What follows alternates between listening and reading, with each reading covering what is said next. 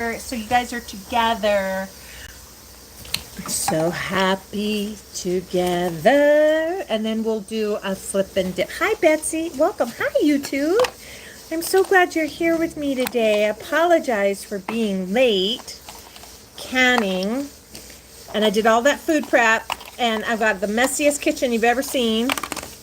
Ooh, she's really starting to sing. Hear it? Hi, Santiago. Okay. Okay. Everybody. Hi. Hello. How are you? I have got to figure that out. Oh, one more thing. She can't get onto the couch because the cat's toy. I'll get it. I'll get it. Oh, I tell you what, guys, I might as well have just not come on. Goodness. Okay. I've been all over the road. Okay, I'm back. We're here. Hi, hello. Sip of water. Let's go. Hi, cute creeper. Come on in. Let's get to writing. The pages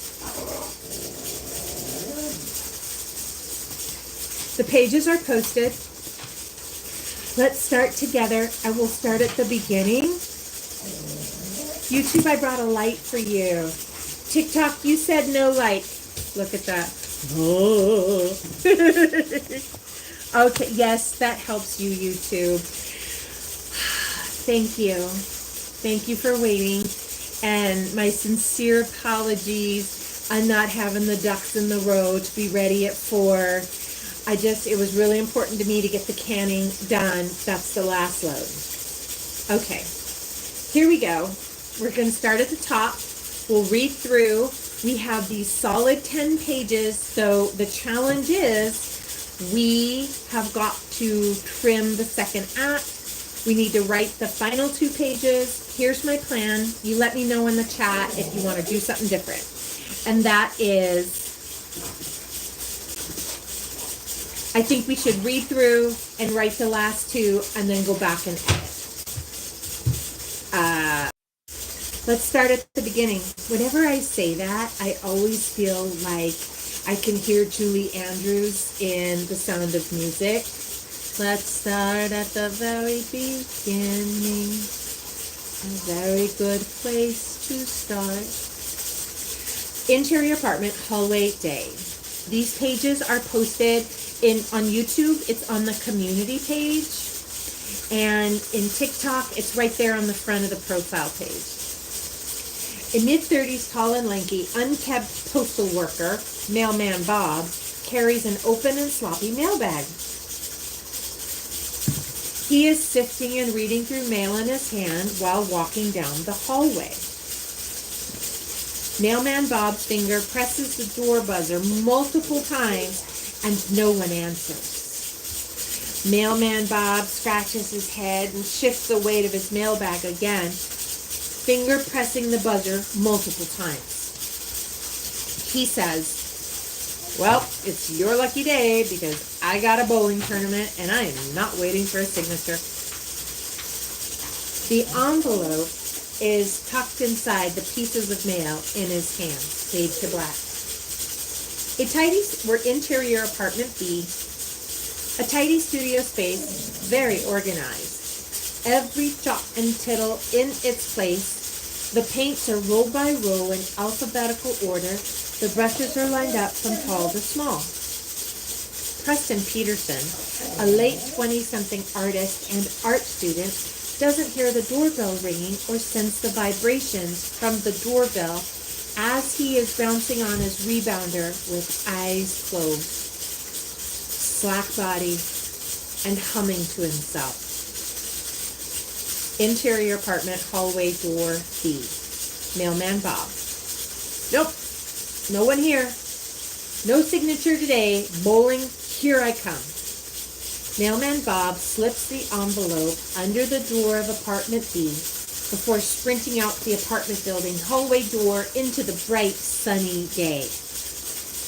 Preston Peterson, humming to himself, rebounding and zoned out, does not notice the envelope fly under the door and onto his carpet. His humming continues, loud knocking on the door and buzzing at the doorbell. Hi, it was me. It was me, honey. It was, hi,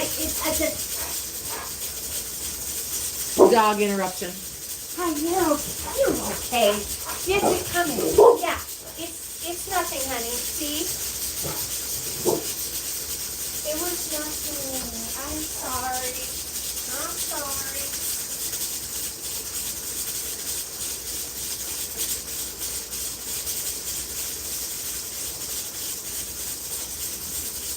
That's okay.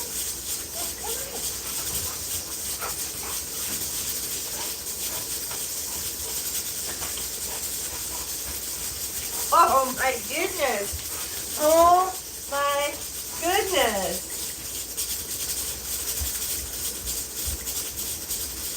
One more time. You want to see?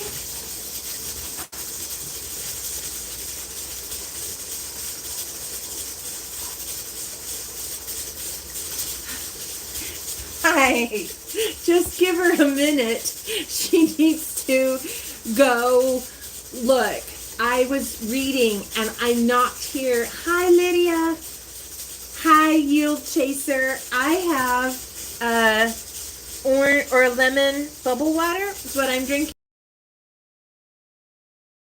And I knocked and it just set the dog on fire.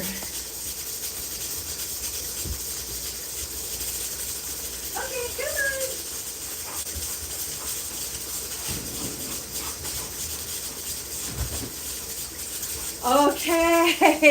Okay. Good girl. Whew, you guys.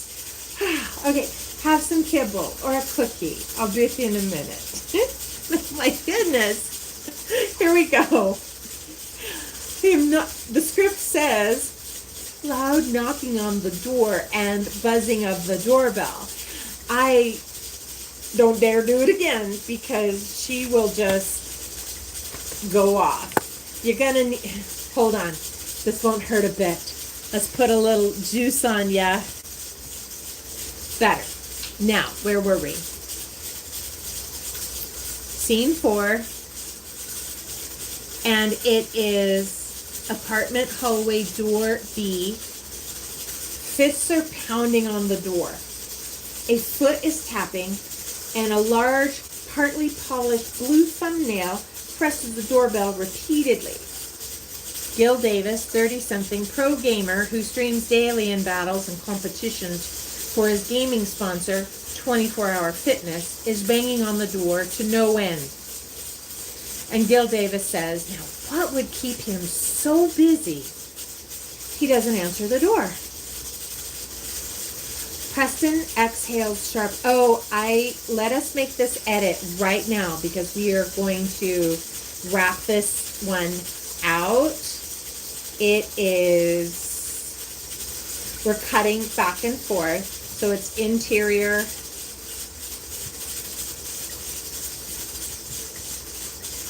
Preston's apartment. Preston exhales sharply, opens his eyes and sees the flashing light of his doorbell and steps onto the carpet and feels the vibration from the hearing impaired accessibility doorbell. And Preston says with annoyance, wonder who that could be, because he knows. With what has been described about the doorbell and the vibration, what does that tell you about Preston as a character? It's Double Dog dare you to tell me in the comments.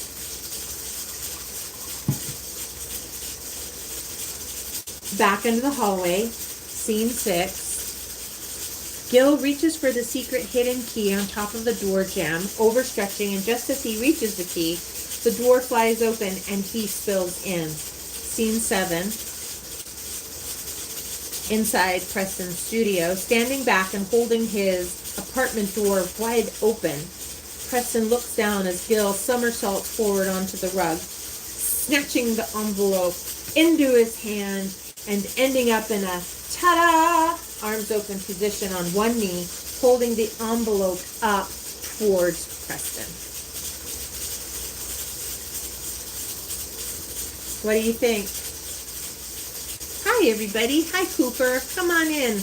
Hi, Miracle. How are you today? It's good to see ya. We are on scene 7, Preston's studio. Standing back and holding his... Hold on.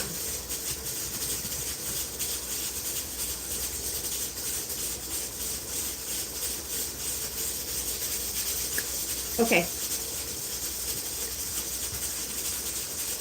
Interior apartment B, Preston's studio. Standing back and holding his apartment door wide open, Preston looks down as Gil somersaults forward onto the rug, snatching the envelope into his hand and ending up in a ta-da, arms open position on one knee, holding the envelope up towards Preston. Gil says, I've been knocking. And Preston, so I guessed. Gil says, you've got mail. And Preston's, I don't get mail. It must be yours. Preston moves to the kitchen sink and pours himself a glass of water with Gil following him closely. And Gil says, for real, this has your name on it. And it's heavy, too. Gil curtsies low with a fanfaring hand rolling forward. He extends the envelope to Preston. Giving a side-eyed glance to Gil, Preston receives the envelope in his hand and holds it up to the kitchen window light. The envelope vibrates with electricity, and this surprises both of them. Gil says, whatever it is, it likes you. Preston sets the envelope on the counter and gazing out the kitchen window is lost in his thoughts. And Gil says, come on, you gotta open it. What if it's cash money? Or what if it's that long-lost check from Publishers Clearinghouse that your aunt swears she won and has been ragging on for decades? Yeah, what if? So, open it already. Rolling his eyes, Preston picks up the envelope again, and it quivers with life. Gil and Preston make eye contact. In recognition of the life-quivering movement of the envelope, and Preston pauses. Gil lamenting, just open it already. Preston pulls on the seal of the envelope, and a shimmering burst of glistening air escapes, and inside the ancient parchment scroll appears to be breathing as it waits to be released. Put a pin in that right there, because I would like to see, like, you open it, and the point of view is of here, the inside. See that cut in your mind? That we go from the two guys standing there, he opens it, and then we cut to this point of view here. Preston says, what was that? I mean, that would catch you off guard, wouldn't it? And Gil, oh no, it's one of those. Gil runs out of Preston's studio apartment and across the hallway to his and slams the door shut. Preston's quizzical brow watches. Interior, apartment B, night. The apartment is now dimly lit with the warm glow of the evening sun casting long shadows across the floor. Preston Peterson sits at his art desk and the envelope still resting ominously on the counter. His fingers tap the table rhythmically, his eyes flickering between his sketchbook and the envelope. Sketchbook, the envelope.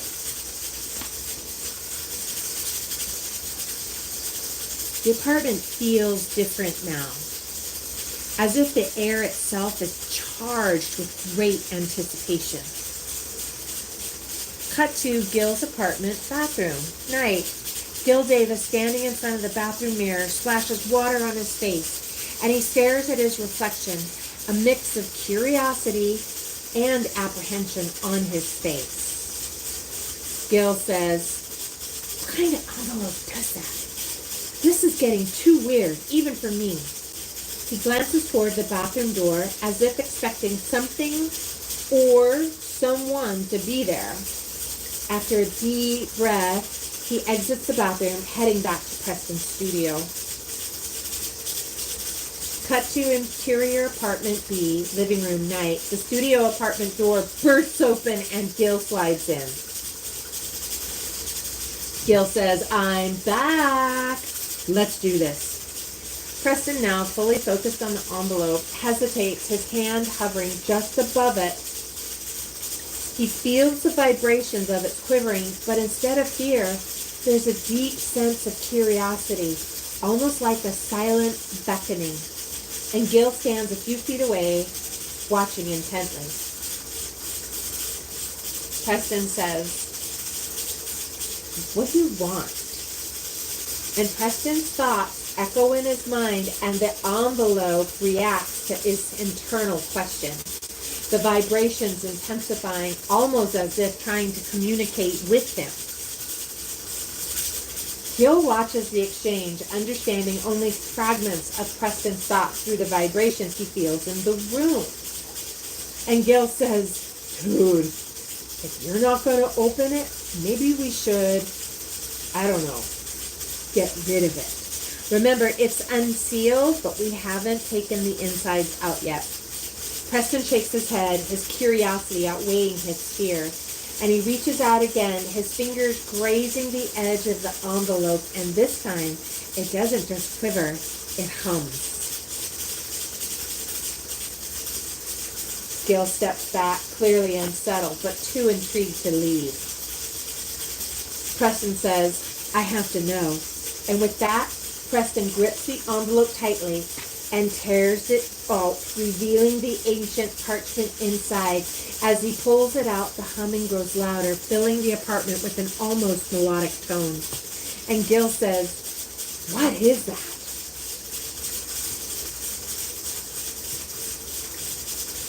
Hold on, I see a typo. I'm going to fix it right now. Preston unrolls the parchment, and as he does, symbols and text start to appear on it, glowing with an eerie blue light. Make that note.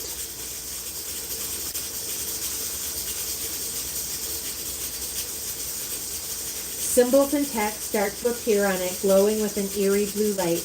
The text is in an ancient language, one neither of them can understand, yet it feels oddly familiar, as if it's speaking directly to Preston's soul. The parchment begins to emit a soft, pulsating light, casting strange dancing shadows on the walls. Preston's eyes widen as he realizes the text is not just appearing randomly, it's forming a map. And Gil says, "What is it? What does it say?" Preston doesn't answer. Instead, he stares at the map, his mind racing.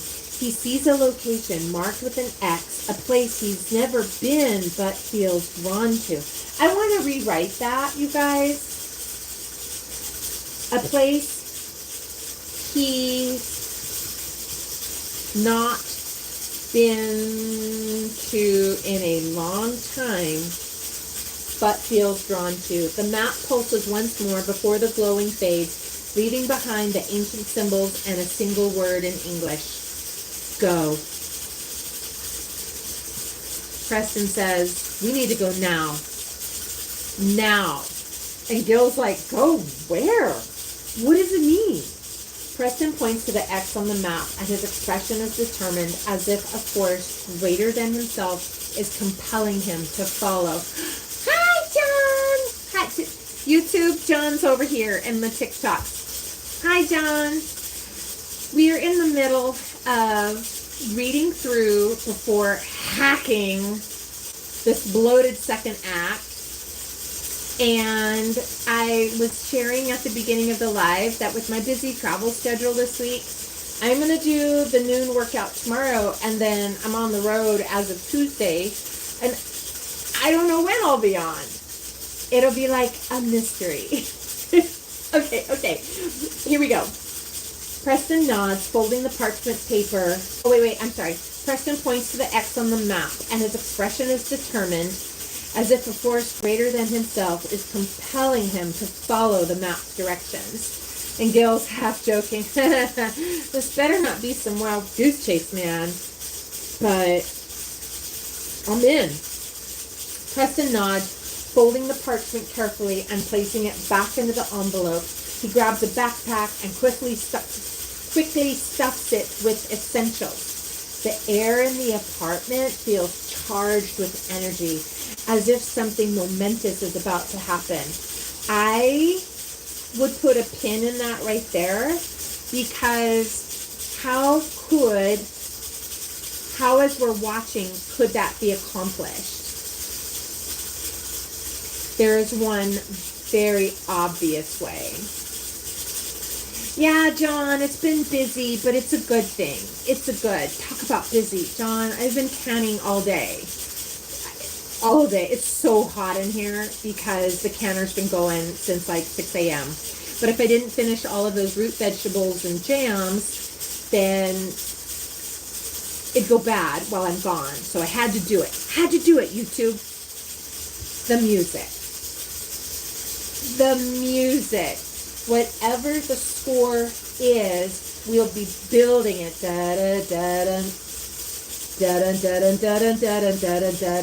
When you hear that, it lets you know that the shark is near, the shark is approaching. The faster paced that music becomes, that makes your heart race. It's scary. You're shouting at your movie screen, get out of the water. Hi, Ariana. Yes, like Jaws. So, John, as we're in this scene, and it's saying, and I've written it down and described it as if something momentous is about to happen. That is cue right there for the soundtrack to be swelling and building. So, Preston says, we leave now. The two men share a tense, understanding glance before heading out the door. As they exit the apartment, the camera lingers on the envelope, which now lies empty on the counter. The parchment is gone, but this is still there. It's like having a shoe without a sock. Now we cut to the apartment building at night. Preston and Gil step into the night, the city around them alive with the distant sounds of traffic and nightlife. But their focus is singular.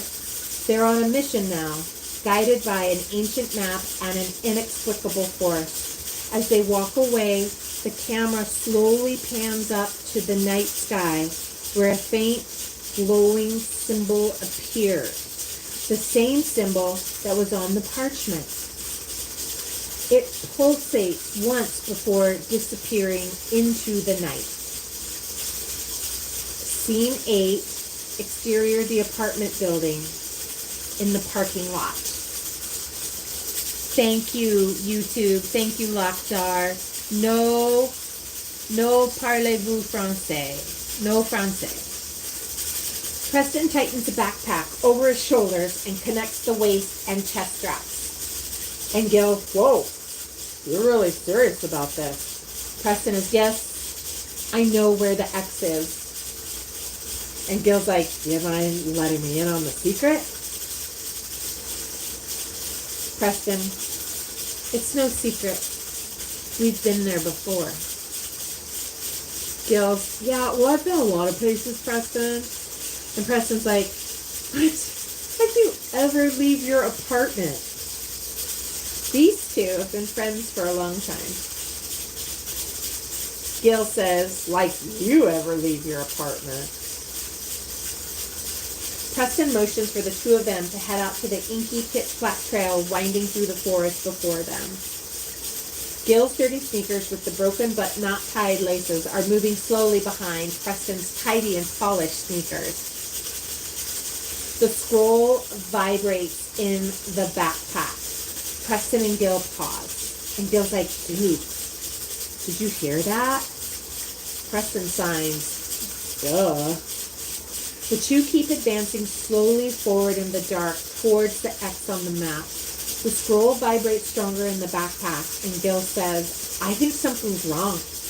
And Preston, What could possibly be wrong about running in the shadows of the forest in the middle of the night? Preston's smirking. No, that's not it. Look. Gil grabs the backpack, spinning Preston around in a circle, and pulls it off and holds it up to Preston's face to show him the blinking. The two of them stop in their tracks and focus on the glowing backpack. Preston says, let's check it. Gil, you check it. I'll stand watch. Stand watch, says Preston. There's nobody around here. And Gil says, you don't know that. There could be a chupacabra around any tree or bush around here. Preston rolls his eyes as he opens the backpack, and a blinding shaft of light emits straight up and then bends towards the apartment. The two friends watch the light beam bend through the night sky. Exterior apartment building parking lot. Mailman Bob in his league bowling shirt is pulling into the parking lot when a bright blue beam covers his car, washing his face in a pale blue glow. And Mailman Bob says, aliens, I just bowled a 300. I made the national stage. You can't take me now. And the blue beam of the scroll rests on Mailman Bob's face, highlighting his blue eyes. Getting out of the car, Bob drags his bowling ball bag behind him, with keys fumbling on the lock of his door. When out of the corner of his eye, he sees the blue light of the scroll direct him to the corner of the envelope, poking a corner out from under Preston's apartment door. Flashback. I think this is my favorite part of where we saw this story go. School is let out for the summer, and three young wily boys run from the school building out into the woods behind the school. 3 pairs of running sneakers and a drooping pair of socks are dashing down the dirt trail and into a small clearing where a kid-built clubhouse waits. Exterior, this is scene 11, Forest Clubhouse Day. The boys run up to the mismatched weather-painted boards and salvaged panels assembled to make a small room to gather in. The dirt floor is covered with blankets, and comic book pages line the inside of the walls. The makeshift table of cardboard box atop 2 plastic milk crates. The young Gil says, finally, we made it!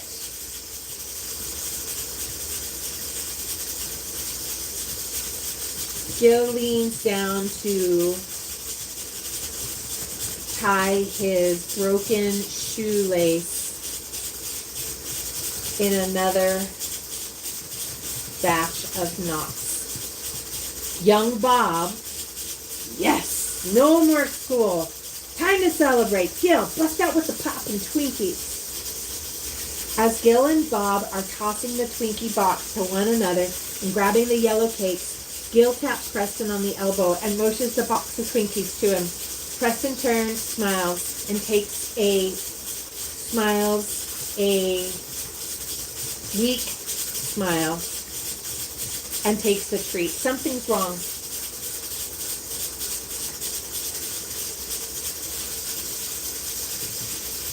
Young Gil says to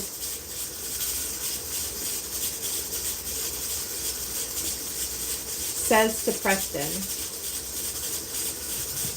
hey, we survived middle school. Hey, Press, it's been a long year. We made it. We survived middle school. A half-curled smile crosses young Preston's lips as he looks at the Twinkie.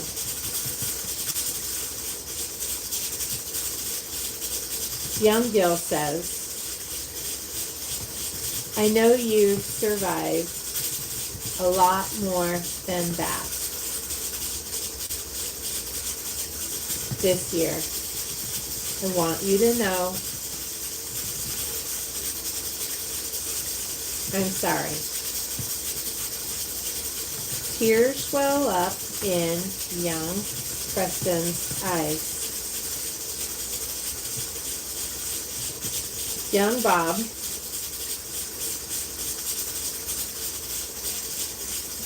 let us think about this.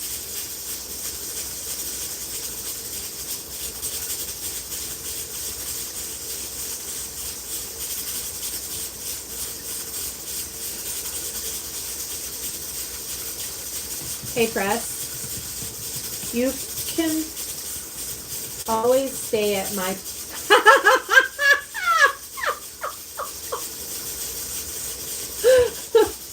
Don, that was so awesome. YouTube, I was writing. I looked up to TikTok. And it had a disco cat with ears and paws. High five, John. Thank you. As we're in the middle of writing this heavy scene, that's awesome. I don't know that we ever want to say what it is that Preston has survived. Why do you think that is? YouTube, why do you think that is? Why do we not spell it out? You know why? I'll tell you why. I'll tell you why. First of all, Young Bob says, hey, Press, you can always stay at my house. You're right, John. It's in that vein, but I want you, the audience, as you see these young boys, in your mind, as you're watching,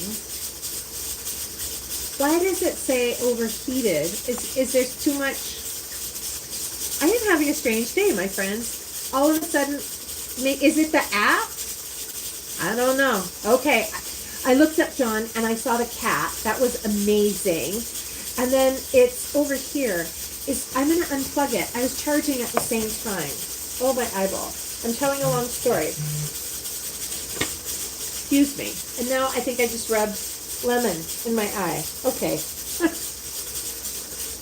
Long story short, why I do not want to... It was DJ Glasses. Thank you. I loved it, John. Thank you so much. Why I do not want to spell it out is because you as the viewer, anybody watching, I want you to see the scene and in your mind, remember that time that you were a middle schooler. All you could think about was summer break, getting out of school and being with friends. And a child goes through so much. They have school life, they have home life, maybe it's grades, maybe it's work, maybe whatever's happening. Something has happened to Preston, and we don't know what it is. It could have been a health challenge. We don't know. Did he get... I think at this point I'm going to leave it gray, but his friends are celebrating him, and his friends are supporting him. Yeah, John, I don't think we need to spoon feed it. I would prefer that you watch it, you see it. Yes, it lets them work. It lets them be a part of the story, and it lets us come back after it's aired and ask the question, hey viewer, when you heard young Gil and young Bob comfort young Preston, where did you go in needing comfort for yourself at that time as a middle schooler, or at that time today when you saw it? Tears well up in young Preston's eyes, and young Bob says, hey Press, you can always stay at my house. We don't know if a beloved family member or pet has died. We don't know. But I'm excited to find out. Young Bob says, hey Press, you can always stay at my house. And young Gil says, what? You never invite me to stay at your house. You never invite me to stay at your house. Young Bob's like, yeah, well, you know. Young Preston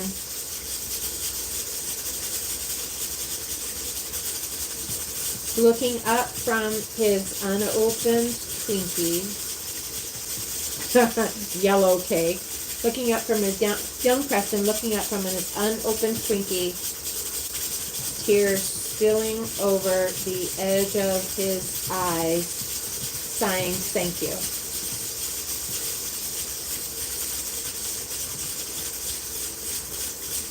Ah, mid-typo. Spilling over the edge of its sighing, thank you. The three boys hug each other before the hug turns into a rowdy pile of, what would you call that, John? Like roughhousing? Rowdy pile of roughhousing and laughter. Gil opens the 2-liter bottle of pop and explodes everywhere. Oh my gosh, that's funny in the story, but nobody wants to clean up after that scene, do they? Gil opens the 2-liter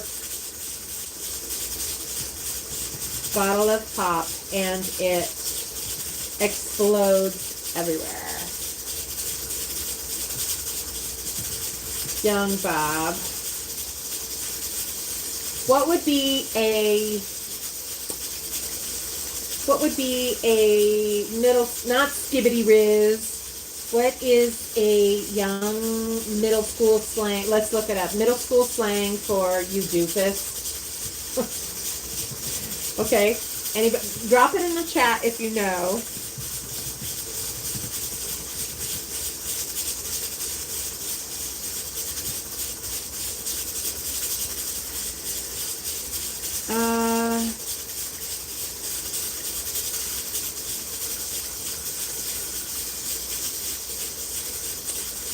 Let me know in the chat if you have a middle schooler slang for something that's bad or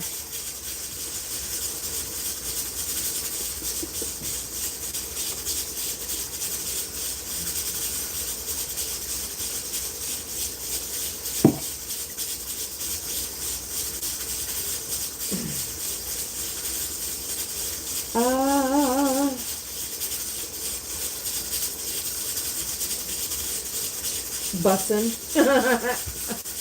I was watching a Bethany Frankel video, and they're all, she's bussin'. Her daughter says that.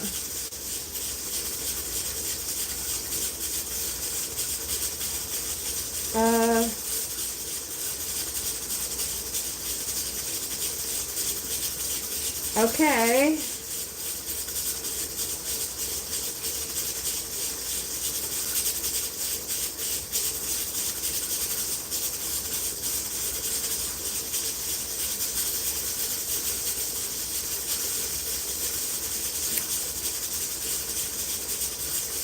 Ick.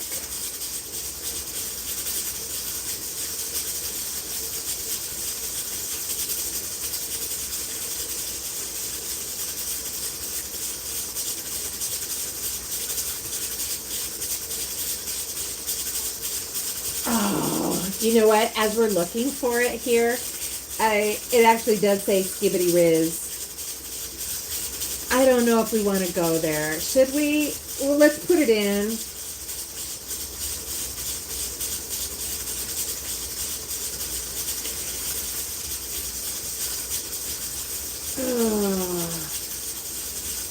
Ohio. I don't know if we want to be making any.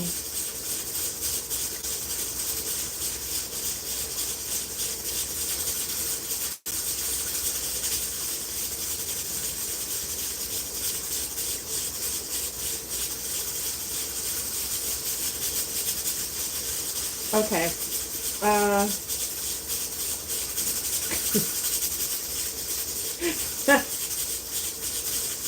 It's funny. As I start to look for it, I have gone down a bunny trail, and I don't think I want to say any of these things. We're looking for a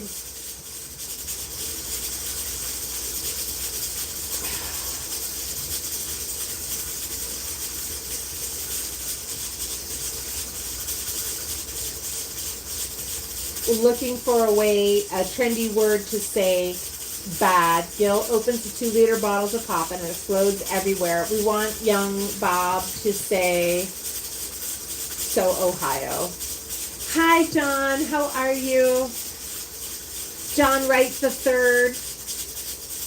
John Davis is here, but John Wright the Third. Thank you. It's good to see you, my friend. We're just finishing this out. So Ohio.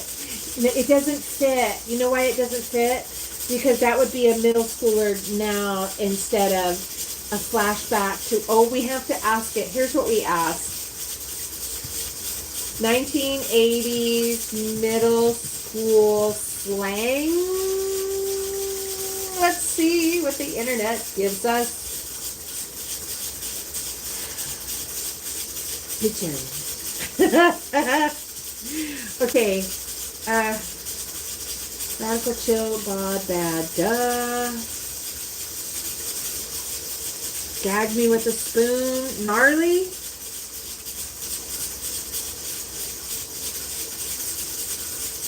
Gnarly. Let's go with gnarly. Here we go. Here we go. So instead of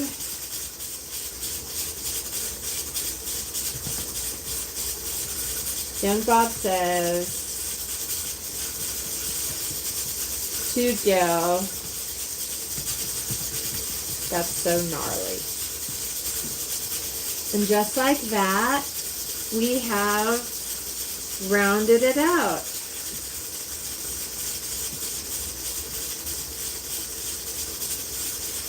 Should we leave them as the young boys or round it out and take them back to adults back at the apartment?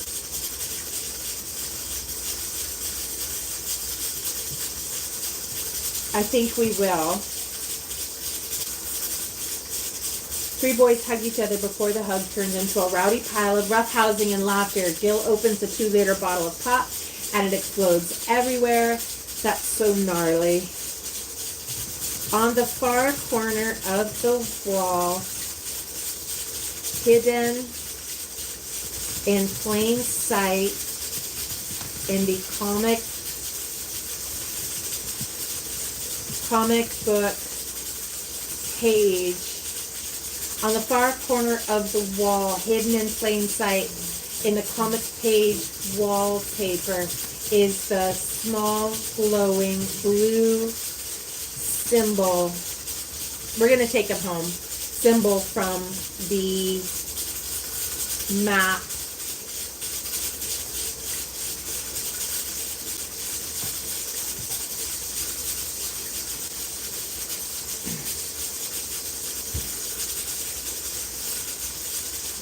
That's a point of view change. It is so hot in here, you guys. Hi, guys. Hi, YouTube. Thanks for hanging in. Let me know if you have something that you want to add or contribute. TikTok, thank you. Hi, Judy. Judy K53. We're in the clubhouse. Let's take them home on this last page. Last thing we have is young Bob says, that's so gnarly. On the far corner of the wall, hidden in plain sight in the comic book page wallpaper, is a small glowing blue symbol from the map.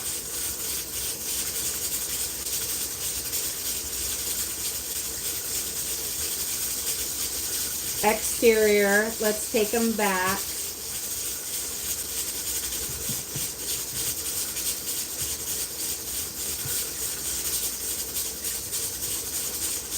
Scene 12, it's time to wrap it out.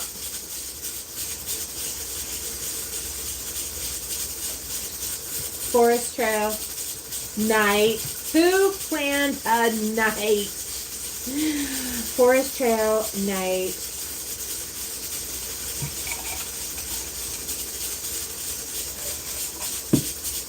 Forest Trail night. Here we go. I got it. Gil and Preston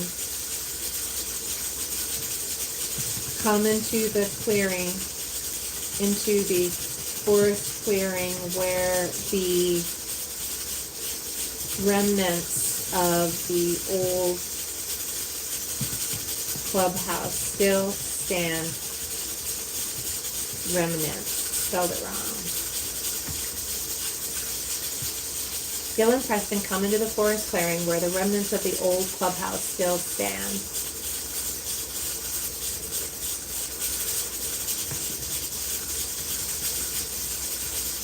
Gil says, thank you for joining the team. Thank you, guys. Marga, how are you? How are you? How was your week? Sugar Ann, welcome. We were just finishing out the final page to wrap out episode 2. Gail Davis says, I didn't even know that this place still existed. Oh, that's the alarm. Let me go turn it off.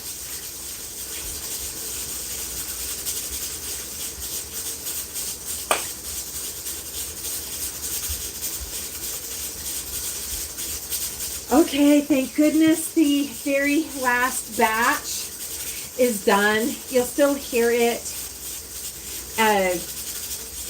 You'll still hear it processing. I hope it's not too loud for you guys, but Gil Davis says, I didn't even know that this place still existed. And Preston signs, me either. Gil says, there's a whole lot of memories in this place. Preston agreed. Gil says, so why do you think the map brought us back? Preston, there's gotta be a reason, and all clues have pointed us here. Gil Davis says, so what's next? In the far corner of the clubhouse, a faint glimmer of the ancient symbol that was glowing in the middle school summer days. Summer, spell that correctly. Summer days is now beginning to glow. Marga, I hope you have a beautiful night and just wake up fresh and ready to just have an amazing week. It's gonna be a great week. I'm so looking forward to this week. And I'm glad you came in, Marga. Get some sweet sleep. I'm going to finish this. Hi, YouTubes. You're awfully quiet today, YouTube. That's all right. Let's go. Good night, Marga. Sweet dreams. In the far corner of the clubhouse, a faint glimmer of the ancient symbol that was glowing in the middle school summer days is now beginning, oh, dang, to glow.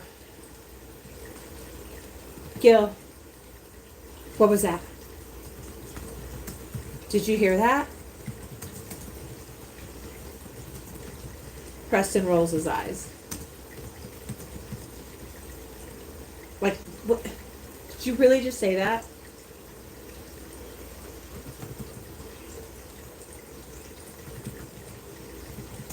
And he says, did you really just say that? Gil. Oops, my bad.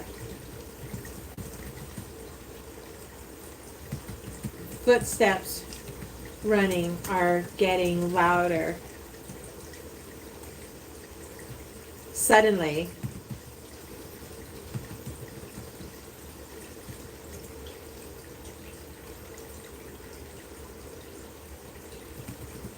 Mailman Bob appears. There is a pesky fly. Hi, Barry. Welcome. Hi, Miracle. Thank you for the like, Sunny. We have to take them back and get the boys together.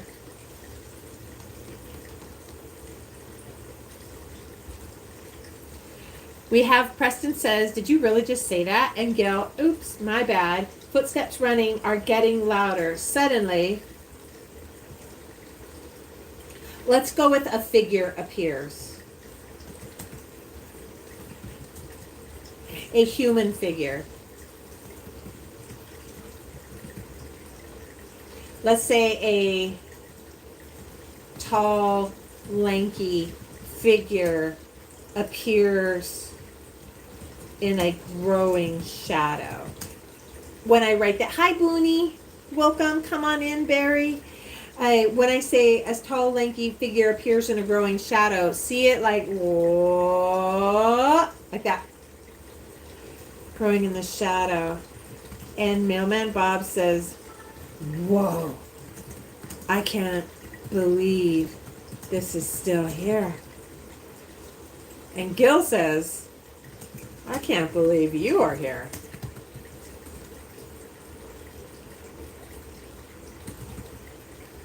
Mailman Bob says, you'll never believe what just happened to me.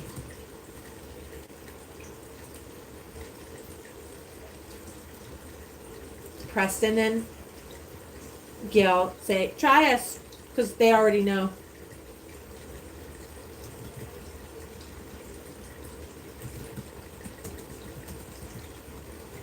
Try us. I am liking it so far. Whoa, whoa, whoa. We just need to close out and give them some closure.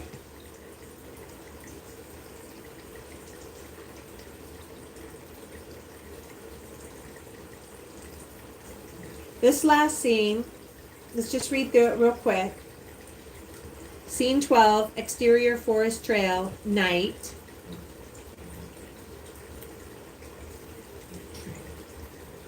Gil and Preston come into the forest clearing where the remnants of the old clubhouse still stand. Gil says, I didn't even know that this place still existed. And Preston, me either. Gil, there's a whole lot of memories in this place. Preston says, agreed. So why do you think the map brought us back? And Preston says, there's gotta be a reason, and all clues have pointed us here. So what's next? Says Gil. In the far corner of the clubhouse, a faint glimmer of the ancient symbol that was glowing in the middle school summer days is now beginning to glow.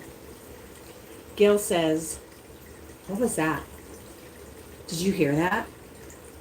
And Preston rolls his eyes and says, did you really just say that? And Gil, oops, my bad.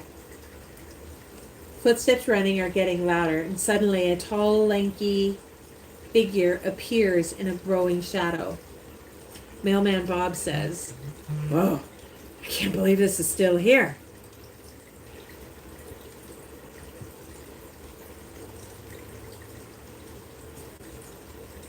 Let's put this here. Suddenly a tall, lanky figure appears in a growing shadow.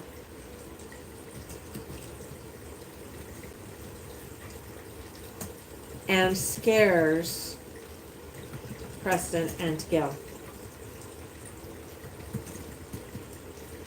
Mailman Bob, I can't believe this is still here. I can't believe you're here. And Mailman Bob says, you'll never believe what just happened to me. And Preston and Gil say, try us. YouTubes, what do you think? These three, as grown-ups, need to reconcile something that happened in their childhood and their middle school. Preston and Gil say, try us.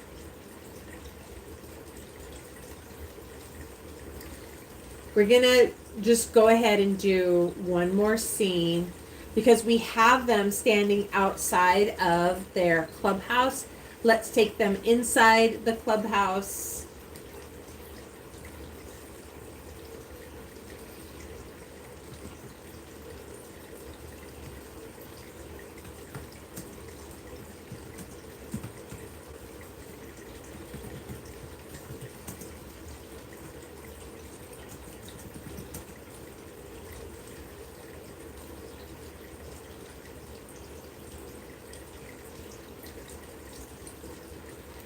What happened? Hi, Gabriel. Welcome. Come on in.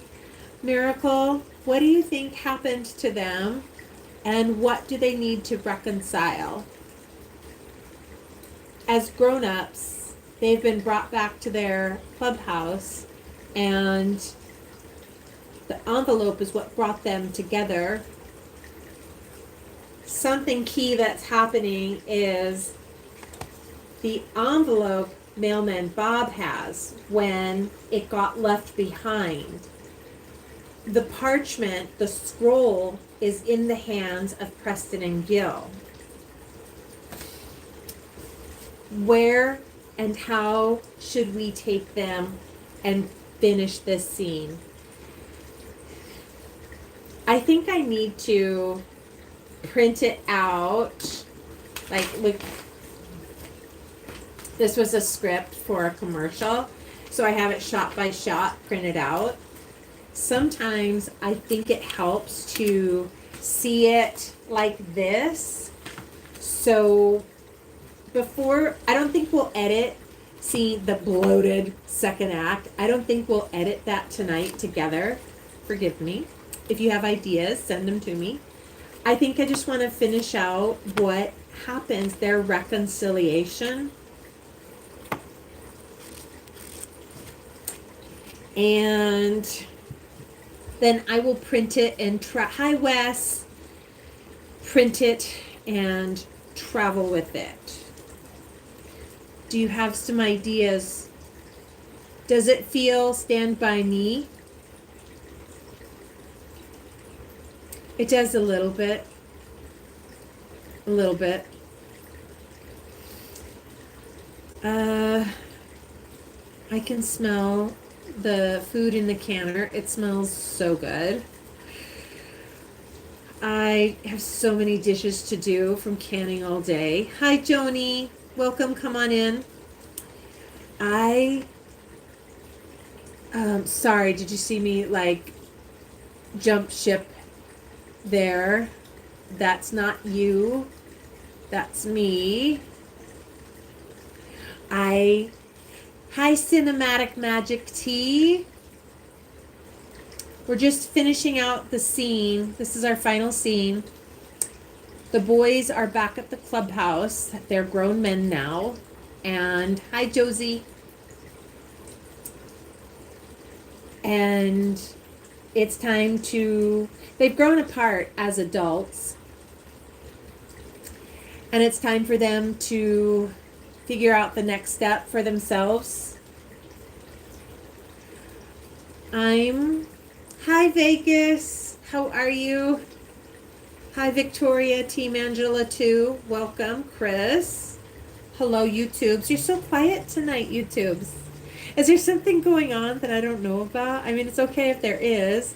I just find it curious and interesting. Ooh, look at me, and now I got up early. I've been working all day. Oh, look, and the lighting from the YouTube ring is making it like a horror show up here. Okay. Actually, we don't have to finish it right now. We don't have to. There is time to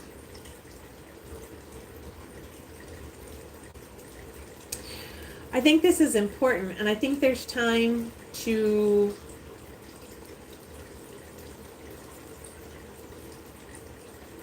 really put some thought on it. So let's save.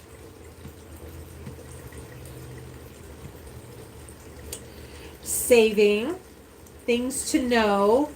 Well, let's go turn a light on first. I'm going to turn the light on, Tad.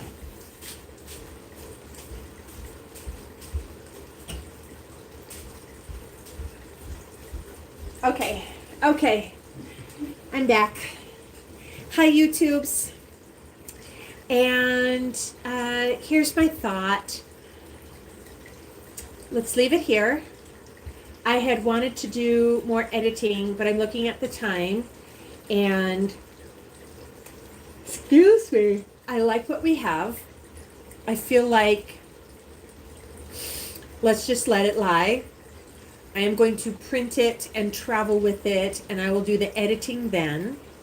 Schedule-wise, I don't have a schedule for the week due to travel.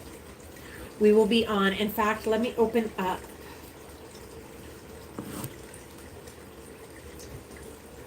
It must be 7:30 in Chicago, isn't it? Let's open up Canva, and I will make sure I get a post for tomorrow.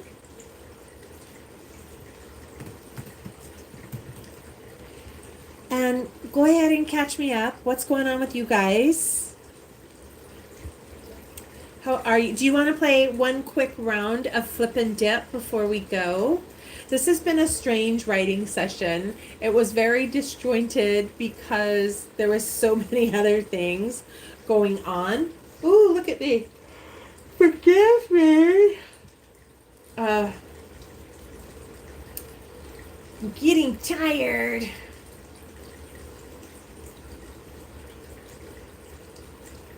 Okay, let's do flip and dip.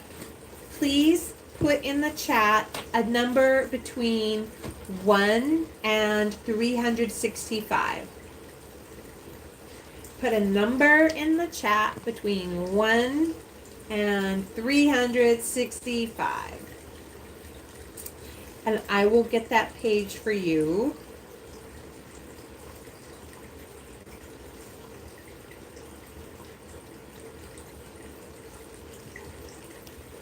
Hi, Money. We were just getting ready to wrap. Hello. Hi, Victor. In Chile. Hope you're having a beautiful day. You're getting ready. Hi, Majestic. How are you doing? Throw in the chat a number between 1 and 365. Patricia English, welcome. Drop in the chat a page number between 1 and 365. You too. South America, Victor, welcome.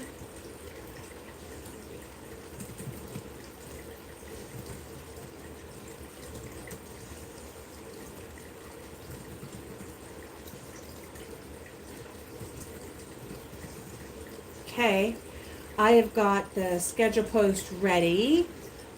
Any number between 1 and 365.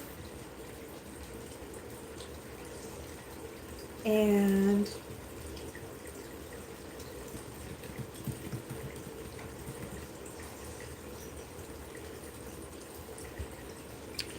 hello, hello, hello, hello, boo boo, boo boo. Hi, Eden Sue. Would you like to drop in any number between 1 and 365? It's from the book. So we can play flip and dip where I will spin it and then you say stop if you want to do that, or you can tell me a number between 1 and 365. This is my book and it is an encouragement journal. Hi, Selin. So when you say which number or stop, hi, Sandy, I will pick that page. Oh, look at me. I'm really getting tired on you guys. Okay. Do-do-do-do-do-do-do. Pick a number or say stop. I will pick one for us, and that's how we'll finish out. I got page 179. You see that right there? And it says, just do something. Page 179 in the book. Just do something. How about that? Okay, I hope that's an encouragement to you. TikTok, hold on. I'm going to say goodbye to YouTube first. Hey, YouTube, I usually sing you guys out. Good night, YouTube. Well, it's time to go. Boom, boom, boom, boom. Good night, YouTube. Well, it's time to go. Boom, boom, boom, boom. I hate to leave you, but I really must say good night, YouTube. Good night.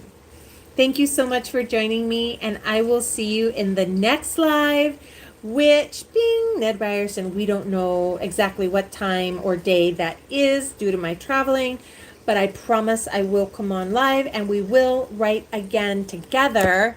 So on that note, YouTube, good night. All righty.